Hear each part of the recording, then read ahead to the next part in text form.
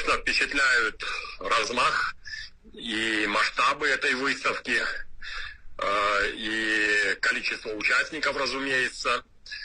Специфика такова, что открытие выставки сегодня, оно состоится вечером. Здесь своеобразные климатические условия, и, в принципе, всегда Дамасская ярмарка-выставка открывается ближе к вечеру, сильно во второй половине дня.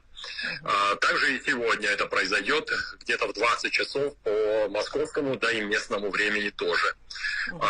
Ожидается присутствие всего высшего руководства Сирийской Арабской Республики. Это красочное такое представление, открытие. Для этого подготовлена очень серьезная такая площадь, очень серьезная аппаратура. Все это, конечно, впечатляет. Оператор нашей делегации осуществляет видеосъемку, и мы покажем обязательно нашим зрителям, соотечественникам, чтобы они ощутили масштаб и дух этого грандиозного мероприятия.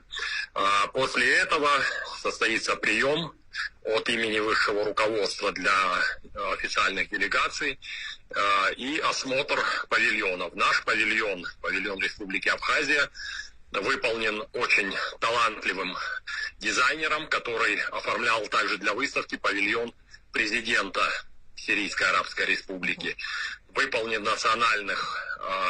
национальном тоне, в национальных колоритах выдержано это все, это стилизованное наше такое здание, вы это тоже увидите, и на нем будут представлены наша символика, наша продукция,